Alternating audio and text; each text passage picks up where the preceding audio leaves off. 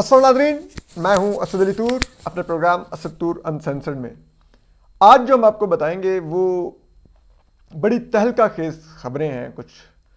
जो वैसे तो सुहेल वड़ाई साहब ने एक आर्टिकल लिखा, लेकिन हम आपको उससे भी आगे की बढ़ के खबरें बताएंगे कि वो हुआ क्या क्या था। क्या मोजिस जस्टिस एजाजुल एहसन के भाई थे जो इत्तेफाक फाउंड्री से निकाले गए थे, और क्या वो सऊदी अरब में हुसैन नवाज साहब ने क्या पकड़ लिया था उनको, उनकी वहाँ पर जो स्टील मिल है उसका दौरा करते हुए। ये क्या कहानी है, कौन थे वो भाई, क्या नाम था, क्या किस ओहदे पर रहे, क्या करते रहे, ये सब कुछ आपको हम एक्सक्लूसिवली आज बताएंगे असद तूर अनसेंसर्ड में। बिल्कुल अनसेंसर्ड बातें। इसके अलावा कौन से पानामा लीक्स बेंच के जज साहब थे जिनके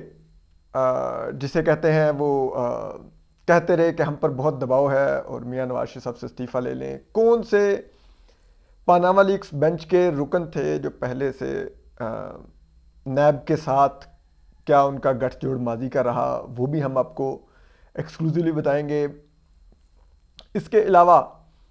क्या था, जज साहिबान क्या इस्तीफ़ा मांगते रहे मियां नवाज शरीफ साहब से, कौन थे ये, क्या सबके माजी के ताल्लुकात थे, ये सब कुछ आज हम आपको असद तूर अनसेंसर्ड में एक्सक्लूसिवली बताएंगे कि वो उस दौर की कहानी क्या है और किस तरह से ये सारे मामला तय पाते रहे और किस तरह से एक थ्राइस इलेक्टेड प्राइम मिनिस्टर का सियासी कत्ल किया गया उस दौर में, जब ये पानामा लीक्स के 5 लाजवाल किरदार, एक साबिक चीफ जस्टिस आसिफ सईद खोसा, साबिक चीफ जस्टिस गुलजार अहमद, फिर अजमत सईद शेख, फिर वो एजाज अफजल साहब मानसेरा वाले, और जो आने वाले चीफ जस्टिस हैं अभी भी सुप्रीम कोर्ट में मौजूद हैं एजाजुल एहसन साहब। ये क्या कुछ होता रहा, ये हम आपको कुछ अंदर की खबरें आज बताते हैं। तो देखिए, पहला तो हम आप बात कर लेते हैं, चले जस्टिस अजमत सईद शेख का जो हिंट दिया है सुहेल वड़ाई साहब ने, हम आपको तफसीलात भी बता देते हैं। देखिए, जस्टिस अजमत सईद शेख नैब में प्रोसिक्यूटर रहे थे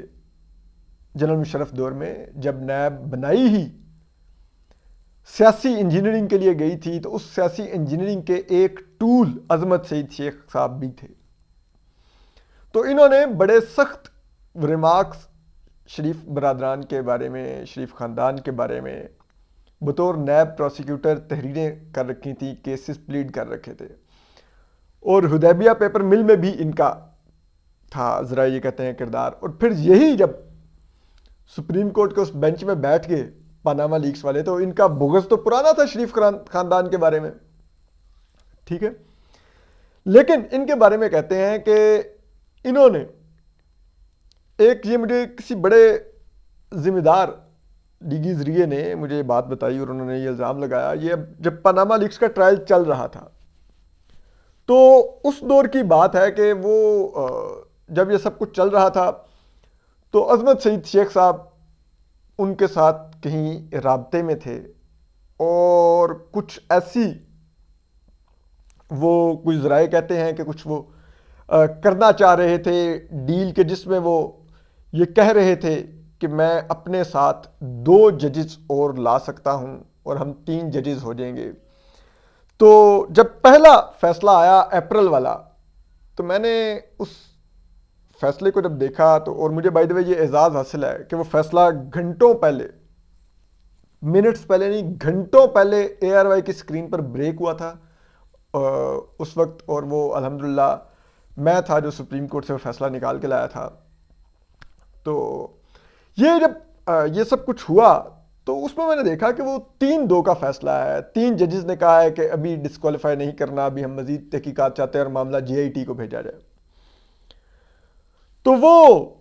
मैंने उसी लीगी ज़रिए से रब्ता किया और मैंने कहा ये वो जो आपने एक दिन जिक्र किया था कि अजमत सईद शेख ये बात कर रहा है कि वो 3 जजेस, तो ये वो 3-2 हुआ है। तो उन्होंने कहा नहीं नहीं, ऐसा नहीं हुआ, ये अजमत सईद शेख से हमारा रब्ता टूट गया था, क्योंकि अजमत सईद शेख फिर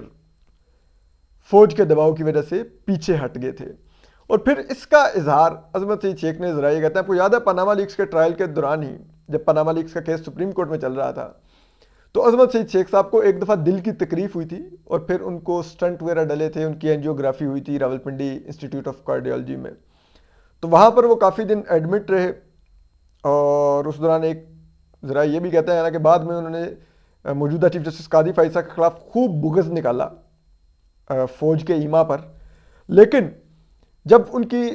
اینجیوگرافی ہوئی تو جسٹس عظمت سعید شیخ کے اہل خانہ یہاں پر موجود نہیں تھے, تو چیف جسٹس قاضی فائصہ جو کہ اس وقت ایک جج تھے سپریم کورٹ کے, انہوں نے اور ان کی اہلیہ سرینا عیسیٰ نے پورا دن جسٹس عظمت سعید شیخ صاحب کے ساتھ ہاسپٹل میں گزارا, ان کی تیمارداری کی جب تک کہ ان کے اہل خانہ راولپنڈی نہ پہنچ گئے, ہاسپٹل نہ پہنچ گئے. لیکن بہرحال عظمت سعید شیخ صاحب نہ صرف ہائٹ کے چھوٹے تھے بلکہ بطور انسان بھی بہت چھوٹے واقعہ ہوئے. انہوں نے بعد میں پھر جو جسٹس قاضی فائصہ اور مسز سرینا عیسیٰ کے ساتھ کیا وہ ایک تاریخ ہے. تو بہرحال تو جسٹس عظمت سعید شیخ نے کہتے ہیں کہ اس دوران ہاسپٹل میں بھی جب ایڈمٹ تھے تو کچھ لوگوں نے ان کو وزٹ کیا تو ان سے ذرائع کہتے ہیں کہ جسٹس عظمت سعید شیخ نے یہ کہا کہ ہم پر بہت دباؤ ہے, اور شاید اسی دباؤ کی وجہ سے ان کو دل کی تکلیف بھی ہوئی تھی. اور وہ دباؤ ان پر یقیناً ملٹری اسٹیبلشمنٹ کا تھا جو اس وقت کی جنرل فیض حمید, جنرل قمر باجوہ اور وغیرہ وغیرہ یہ سب لوگ جو تھے, تو وہ دباؤ تھا جس کو عظمت سعید شیخ صاحب سسٹین نہیں کر پا رہے تھے اور ہاسپٹل پہنچ گئے تھے. پھر ذرائع یہ بھی کہتے ہیں کہ یہ عظمت سعید شیخ صاحب ہی تھے جن کا سہیل وڑائی صاحب نے ہنٹ بھی کیا ہے کہ ان سے ایک لیگی رکن جب ملے خفیہ طور پہ تو انہوں نے عظمت سعید شیخ صاحب نے ان کو کہا کہ ہم پر بہت دباؤ ہے, تو آپ بہتر یہ ہے کہ اگر میاں نواز شریف صاحب کو بچانا چاہتے ہیں تو ان کو کہیں کہ وہ استعفیٰ دے دیں. اب نون لیگ نے اس میسج کو جو ریڈ کیا, انہوں نے اس میسج کو جنرل ظہیر الاسلام جو سابق ڈی جی ایس آئی تھے ان کے میسج کے ساتھ ملا کے پڑھا. جو جنرل ظہیر الاسلام نے وہ بھیجا تھا اس بدنام زمانہ قبضہ مافیا ملک ریاض کے ہاتھوں میاں نواز شریف صاحب کو جب وہ پرائم منسٹر تھے کہ آپ استعفیٰ دے دیں 2014 کے دھرنوں کے وقت جب عمران خان جنرل ظہیر الاسلام کے ایما پر آ کر اسلام آباد دھرنے دے رہے تھے. تو بہرحال نون لیگ نے کہا کہ 2016 میں بھی فوج کی خواہش وہی ہے کہ میاں نواز شریف صاحب مستعفی ہوں. تو میاں نواز شریف صاحب بھی خیر ایک جسے کہتے ہیں وہ بھی اڑیل انسان ہے, انہوں نے کہا کہ فوج کے کہنے پہ تو کبھی استعفیٰ نہیں دوں گا, تو نہیں دوں گا استعفیٰ. انہوں نے استعفیٰ نہیں دیا, لیکن بہرحال پھر اینڈ یہ نکلا کہ پھر ان کو لائف ٹائم ڈسکوالیفائی کیا گیا. پھر آپ کو یہ بھی بتا دیں کہ یہ عظمت سعید شیخ صاحب تھے جنہوں نے ایس سی سی پی میں کال کر کے کہا, جس کو جسے کہتے ہیں وہ خبر باہر نکال دی ظفر حجازی صاحب نے جو ایس سی سی پی کے اس وقت کے چیئرمین تھے, کہ عظمت سعید شیخ صاحب نے واٹس ایپ پہ کال کی ہے اور کہا ہے کہ فلاں ممبر کو آپ ایس سی سی پی کے جے آئی ٹی میں ڈالیں گے. اور وہ ممبران تھے جن کی اہلیہ پی ٹی آئی کی رکن تھیں اور وہ پی ایم ایل این کے بارے میں, شریف خاندان کے بارے میں خصوصی بغض رکھتے تھے, جن کو عظمت سعید شیخ صاحب نے جے آئی ٹی میں ڈلوایا اور اوپن کورٹ میں کہا کہ ہم نے ہیرے ہمیں چاہیے ہیں جے آئی ٹی میں. اور یہ وہ ہیرے تھے جو پی ٹی آئی سے جن کے تعلق تھے, جو آئی ایس آئی کے ٹاؤٹ تھے. تو یہ عظمت سعید شیخ صاحب کا بڑا بدبودارانہ کردار تھا اس تمام اس میں. پھر آگے آ جائیے اب ایک اور جج صاحب جن کا یہ ذکر کیا گیا ہے اس میں, وہ ہے کہ جس کا نام نہیں لیا گیا لیکن ہم آپ کو بتا دیتے ہیں, ہنٹ دیے گئے ہیں کہ وہ بعد میں ایک اسلام آباد میں ایک پلازے کا کیس سنتے رہے جس پلازے کے وہ پہلے لیگل ایڈوائزر بھی رہے. تو وہ یہ کانسٹیٹیوشن 1 ٹاور تھا اس کے لیگل ایڈوائزر رہے تھے, اور وہ تھے جسٹس اعجاز الاحسن جو بعد میں اس کے کیس میں بیٹھ کے جنہوں نے چیف جسٹس جو سابق تھے ثاقب نثار کے آخری دن اس غیر قانونی بلڈنگ کو لیگلائز کیا. ٹھیک ہے, لیکن بہرحال اعجاز الاحسن صاحب کی سٹوری یہ ہے کہ اعجاز الاحسن صاحب کے جو ذرائع بتاتے ہیں جو ہم نے بات چیت کیا ہے, ایک بھائی تھے جن کا نام ہے میجر اظہار الحسن. یہ اعجاز الاحسن ہے, وہ اظہار الاحسن ہے. تو میجر اظہار الاحسن جو تھے وہ لیٹ 90s میں اتفاق فاؤنڈری میں مینیجر مارکیٹنگ تھے, اور اس دور میں ان کی تنخواہ 60,000 روپیہ پاکستانی تھی. اور 90 کی دہائی میں 60,000 روپے ایک بڑی اماؤنٹ تھی. لائک آج کل کے لحاظ سے اگر آپ دیکھیں تو وہ تقریباً 20 لاکھ کے قریب بنتی ہوگی اس کی ورتھ اس وقت کے 60,000 روپے کی. آپ بہت بڑی اماؤنٹ تھی وہ 60,000 روپے. تو میجر اظہار الاحسن صاحب کو ظاہری بات ہے ہر یہ پرائیویٹ بزنس میں یہ ہوتا ہے کہ جو مارکیٹنگ مینیجرز ہوتے ہیں ان کو سیلز کے ٹارگٹ دیے جاتے ہیں کہ آپ نے یہ ٹارگٹ میٹ کرنا ہے. تو اظہار الاحسن صاحب کو بھی جو ٹارگٹ دیا گیا میجر اظہار الاحسن صاحب کو وہ ٹارگٹ نہیں میٹ کر سکے. تو اس پر ان کو اتفاق فاؤنڈری سے ان کی جاب سے ان کو ٹرمینیٹ کر دیا گیا. تو وہ جاب سے تو ٹرمینیٹ ہو گئے, لیکن پھر ایک دن, کیونکہ آپ کو پتا ہے حسین نواز صاحب, وہ ساری باتیں پہلے پاناما کیس کے دوران سامنے آ بھی چکی ہیں کہ انہوں نے شریف خاندان کی جلاوطنی کے دوران جو جنرل مشرف نے ان کو جلاوطن کیا تو سعودی عرب میں ایک سٹیل مل لگائی تھی. تو جب میاں نواز شریف صاحب واپس آ گئے, شہباز شریف صاحب واپس آ گئے 2007-8 میں, تو ان کے واپس آنے کے کچھ سال بعد, یعنی کہ یہ 9-10 کی کہیں بات ہوگی, ایک دن حسین نواز صاحب ذرا یہ بتاتے ہیں کہ وہ اپنی سعودی عرب والی سٹیل مل میں داخل ہوئے گیٹ سے. تو وہ جب داخل ہوئے تو انہوں نے دیکھا کہ 3 لوگ ان کی جو سٹیل مل ہے اس میں گھوم پھر رہے ہیں. ایک نے شلوار قمیض پہنی ہوئی ہے. تو ذرا یہ کہتے ہیں کہ ان کو حیرت ہوئی کہ یہ 3 لوگ کون ہیں اجنبی جو ہماری سٹیل مل میں گھوم پھر رہے ہیں. تو انہوں نے گاڑی پارک کروائی اور وہ 3 لوگوں کی طرف چلے گئے. تو جب جا کے انہوں نے سلام لیا تو پتا چلا کہ ایک جو شلوار قمیض میں تھے وہ میجر اظہار الاحسن تھے, اعجاز الاحسن صاحب کے بھائی, اور دوسرے جو 2 لوگ تھے وہ یہ جو 92 چینل ہے ان کے جو مالکان ہیں, یہ مدینہ شوگر مل والے یا وہ کسان گھی والے. تو ذرا یہ کہتے ہیں کہ وہ ان کے اس فیملی کے 2 لوگ تھے اور ایک میجر اظہار الاحسن صاحب تھے, اور یہ شاید کوئی فیکٹری کی نامعلوم جائزہ لے رہے تھے, جاسوسی کر رہے تھے, کیا کر رہے تھے یہ نہیں کلیئر. تو بہرحال حسین نواز صاحب نے اتنا ضرور کرٹسی دکھائی کہ وہ ان کو اپنے دفتر لے گئے, چائے شائے پلائی اور باعزت طریقے سے ان کو وہاں سے رخصت کر دیا. لیکن ان کے علم میں یہ بات آ گئی کہ یہ لوگ وہاں پر آ کے کچھ مشکوک انداز میں یہ آئے اور بغیر اجازت کے آئے اور آ کے یہ سب کچھ وہاں پر کرتے رہے. تو اب وہ بھی کہتے ہیں کہ ایک بغض تھا, ذرائع یہ الزام لگاتے ہیں جو نون لیگ کے قریبی ذرائع ہیں کہ اعجاز الاحسن صاحب کے اندر وہ بغض تھا کہ ان کے بھائی کو جاب سے فارغ کیا گیا. تو انہوں نے بھی اپنا وہ بغض نکالا اور پھر اس کے لیے انہوں نے یہاں تک وہ گئے, ذرائع یہ کہتے ہیں کہ انہوں نے ایک دن جج ارشد ملک کو, جو کہ ویڈیو پہ اس نے کہا ہے کہ اعجاز الاحسن صاحب نے ان کو اپنے چیمبر میں بلایا, کیونکہ یہ پاناما لیکس کے بعد جو ٹرائل چل رہا تھا اکاؤنٹیبلٹی کورٹ میں, سپریم کورٹ کے حکم میں ہی, جس میں جو فریولس سزائیں ہوئی ایون فیلڈ اپارٹمنٹ والے کیس میں یا العزیزیہ مل والے کیس میں, وہ دونوں اب اسلام آباد ہائی کورٹ سے ٹرمینیٹ ہو چکی ہیں. تو وہ جو سزائیں بھی دلوائی گئیں, ایک تو جج بشیر کے کمرے سے تو ہم نے کرنل آئی ایس آئی کا نکلتا ہوا پکڑ لیا تھا, آصف بشیر چودھری صاحب نے ویڈیو پر ریکارڈ بھی کر لیا تھا. دوسرا جج ارشد ملک کی ویڈیو میں بھی اعتراف آ گیا, اور وہ سارا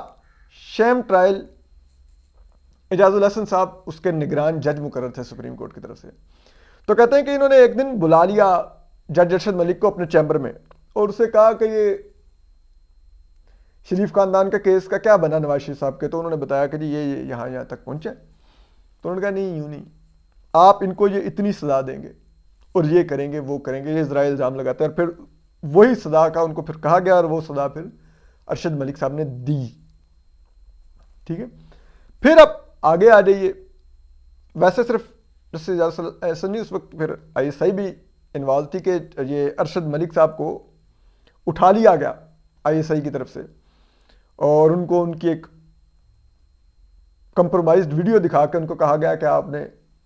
شریف خاندان کو یہ سزا دینی ہے. اور دلچسپی کی بات یہ ہے کہ یہ 2018 میں جب یہ تمام واقعات ہوئے ارشد ملک کے ساتھ, تو اس وقت ویسے D G I S I جو تھے وہ اب کے army chief general Asim Munir تھے. تو بہرحال تو یہ سب واقعات بھی ہوئے. پھر وہ میاں نواز شریف صاحب کو جس انداز میں سزا دلوائی گئی, ٹھیک ہے, وہ اب سب کچھ سامنے آ چکا ہے. ٹھیک ہے، تو یہ اعجاز الاحسن صاحب کا کردار تھا. پھر ایک اور جو بینچ کے رکن تھے ان کے بارے میں سہیل وڑائی صاحب نے ہنٹ کیا ہے کہ وہ کہیں بیٹھ کے شراب نوشی کر رہے تھے، تو ان کی بھی ویڈیو بن گئی اور وہ بھی پھر کمپرومائزڈ ہو گئے. تو یہ وہ سب لوگ تھے. پھر آپ آصف سعید کھوسہ صاحب کا دیکھ لیجئے، جنہوں نے موصوف نے ایک تھرائس الیکٹڈ پرائم منسٹر کو گاڈ فادر لکھ دیا. ٹھیک ہے، ایک مافیا کا سربراہ. یار کیا کانفیڈنس ہے ویسے اس بے شرمی کا بھی. اور یہ عظمت سعید شیخ نے میاں نواز شریف صاحب کو اور شریف فیملی کو سسیلین مافیا لکھ دیا، پی ایم ایل این کو ریمارکس دیے، سوری. تو اینی وے، تو آصف سعید کھوسہ صاحب کی فیملی رکابت تھی، کچھ سابق وزیر اعظم شہباز شریف صاحب کے ساتھ کچھ کوئی شادی کچھ اس طرح کا معاملہ تھا. تو یہ سب لوگ تو کینہ پرور لوگ تھے. پھر آپ دیکھ لیجئے یہ گلزار احمد صاحب. اب گلزار احمد صاحب کا بھی قصہ سن لیجئے، سابق جو چیف جسٹس ہیں. ان کے بارے میں کہتے ہیں کہ انہوں نے یہ میں آپ کو بڑی ذمہ داری سے بات بتا رہا ہوں کہ ایک دن ججز ٹی روم میں جب ججز بیٹھے ہوئے تھے، اور اعجاز الاحسن صاحب اور یہ گلزار احمد صاحب یہ چیف جسٹس تھے اس وقت، تو یہ تمام ججز جب بریک ہوتی ہے عدالتی وہ، تو اس میں یہ لوگ بیٹھ کے ٹی روم میں چائے پیتے ہیں. تو وہاں پر یہ چائے پی رہے تھے، تو اس میں کہتے ہیں کہ یہ چائے پیتے ہوئے گلزار احمد صاحب یہ بلا وجہ شریف فیملی کو برا بھلا کہہ رہے تھے، اور آصف زرداری صاحب کو بلا بھلا کہہ رہے تھے، اور کہہ رہے تھے سارے چور ہیں اور یہ ہے وہ ہے، کرپٹ ہیں، انہوں نے ملک تباہ کیا ہے، اور بڑی وہ پرو پی ٹی آئی یوتھیا لائن لے رہے تھے. تو کہتے ہیں کہ جو اب کے چیف جسٹس ہیں قاضی فائز صاحب، اس وقت یہ صرف ایک جج تھے سپریم کورٹ کے، تو انہوں نے گلزار احمد صاحب سے پوچھا کہ آپ نے کسی کرپشن کے مقدمے میں ابھی تک سزا دی ہے آصف زرداری صاحب کو اور میاں نواز شریف صاحب کو، کہ آپ کو یہ یقین ہے کہ یہ کرپٹ ہیں؟ تو گلزار احمد صاحب گڑبڑا گئے کہ یہ کیا بات ہوئی. تو انہوں نے کہا کہ نہیں میں نے ابھی تک ویسے کسی کرپشن کے مقدمے میں ان کو سزا نہیں دی. تو اس پر جو چیف جسٹس قاضی فائز صاحب ہیں، جو کہ اس وقت سپریم کورٹ کے ایک جج تھے، انہوں نے گلزار احمد صاحب کو کہا کہ پھر آپ کو کبھی بھی نہ تو شریف فیملی کے اور نہ ہی زرداری اور بھٹو فیملی کے کیسز سننے چاہیے. اگر آپ کا پہلے سے ان کے بارے میں یہ ذہن بنا ہوا ہے، آپ کا ان کے بارے میں تعصب ہے کہ وہ چور ہیں، تو آپ کو ان دونوں خاندانوں کے کیسز کبھی نہیں سننے چاہیے. یہ کہہ کے تو کہتے ہیں کہ قاضی فائزہ صاحب چلے گئے ٹی روم کا جو اٹیچ واش روم تھا وہاں پر ہاتھ دھونے کے لیے. تو جو ہی وہ واش روم کے اندر گئے تو گلزار احمد صاحب کا جلال جاگ گیا، اور انہوں نے قاضی فائز صاحب کو 2-3 گالیاں جڑ دیں کہ یہ اپنے آپ کو زیادہ بڑا جج سمجھتا ہے، اس کے پاس زیادہ دماغ ہے، یہ ہمیں باتیں کرے گا، میں چیف جسٹس ہوں، یہ مجھے کیسے کہہ سکتا ہے کہ میں کیسز نہ سنوں. ٹھیک ہے، حالانکہ انہی لوگوں نے آرڈر کیا تھا چیف جسٹس قاضی فائزہ کو کہ آپ عمران خان کے کیسز نہیں سنیں گے، لیکن اپنی ان کو بڑی زور کی لگی، اور وہ بھی آرڈر نہیں تھا، ایک ٹی روم میں قاضی فائزہ صاحب نے ان کو ٹانٹ کیا تھا کہ پھر اگر آپ کا یہ بغض ہے تو آپ کیس کیسے سنیں گے. جو کہ بالکل ٹھیک بات تھی کہ اگر ایک جج کا تعصب ہے کسی کے بارے میں، کیس کیسے انڈیپینڈنٹ مائنڈ سے سن سکتا ہے. تو بعد جب انہوں نے 2-3 گالیاں جڑ دیں قاضی فائزہ صاحب کو، وہ کہتے ہیں قاضی فائزہ صاحب نے واش روم میں ہاتھ دھوتے ہوئے وہ گالیاں بھی سن لی. تو قاضی فائزہ صاحب واپس آیا، اور پھر کہتے ہیں کہ تقریباً ہاتھا پائی ہوتے ہوتے رکی. ججز نے بیچ میں آ کے بیچ بچاؤ کروایا کہ نہیں یار یہ، کیونکہ قاضی فائز صاحب نے کہا ہاؤ ڈیر کہ آپ مجھے یہ ننگی گالیاں دیں، اور اس پہ بڑی تلخی ہوئی. تو یہ ان ججز کی حالت تھی. اور پھر کہتے ہیں کہ وہی گلزار احمد صاحب، ان کی گاڑی کا ایک دن ایکسیڈنٹ ہوا، اور جب ایکسیڈنٹ ہوا تو کچھ لائرز ان کی تیمارداری کے لیے گئے، وہ اللہ میں نے ان کو زندگی دی، وہ بچ گئے، اور تب ابھی وہ سپریم کورٹ کے جج تھے. تو کہتے ہیں کہ گلزار احمد صاحب نے ان وکلا کو کہا کہ میری جان تو اللہ نے بچا لی ہے، لیکن مجھ سے بس یہ ایک غلطی ہوئی ہے، جو میرے سے بڑی زیادتی ہوئی ہے شریف خاندان کے ساتھ. یعنی کہ ان کا اشارہ پاناما لیکس میں میاں نواز شریف کی ڈسکوالیفیکیشن کی طرف تھا. اور اسی طرح جب عظمت سعید شیخ صاحب کو ہارٹ اٹیک ہوا اور انہوں نے موت کو قریب سے دیکھا، تو انہوں نے بھی پھر راولپنڈی انسٹیٹیوٹ آف کارڈیالوجی میں کچھ لوگوں کو کہا، ذرا یہ کہتے ہیں کہ ہم پر بڑا دباؤ ہے نواز شریف کو ڈسکوالیفائی کرنے کا. تو یہ اس طرح کے ٹرائل ہوتے رہے، اس طرح کی سزائیں دی جاتی رہیں، لیکن بات یہ ہے کہ ہماری عدلیہ تب بھی فوج کی ایک ٹول تھی، ایک elected prime minister Mian Nawaz Sharif صاحب کو نکالنے کے لیے، اب بھی ایک ٹول ہے، اور وہ کوئی انڈیپینڈنٹ مائنڈ سے ابھی بھی میاں نواز شریف صاحب کو کلیئر نہیں کر رہے. ٹھیک ہے، تو جب تک ہم گراؤنڈ ریالٹی نہیں بدلیں گے، ہماری عدلیہ فوج کے جیسے کہتے ہیں نا وہ دروازے سے بندھا ہوا ایک وہی رہے گی کہ جس کو وہ جب چاہیں جس پر مرضی کھول دیں. تو پاکستان میں نہ کبھی جمہوریت مضبوط ہوگی، نہ ہی یہ بات یاد رکھیے کہ میاں نواز شریف صاحب آخری دفعہ کیسز کا سامنا کر رہے ہیں اور آخری دفعہ ڈسکوالیفائی ہوئے تھے 2017 میں، یا ان کو آخری دفعہ 2018 اور 19 میں قید کی سزائیں سنائی گئی تھیں، اور یہی حال اب عمران خان صاحب کا بھی ہو رہا ہے. تو اگر میاں نواز شریف صاحب کا باؤنس بیک ہوا ہے تو پھر آپ اندازہ لگائیے کہ کل کو عمران خان صاحب کو بھی کسی موقع پر اگر ملٹری اسٹیبلشمنٹ سے ڈیل ہو جائے گی تو باؤنس بیک کر لیں گے. تو مسئلہ یہ ہے کہ پاکستانی جمہوریت اور سیاست کو اسٹیبلشمنٹ کے چنگل سے آزاد ہونا ہوگا، ورنہ یہ گندا کھیل جاری رہے گا. اپنا خیال رکھیے. اللہ حافظ.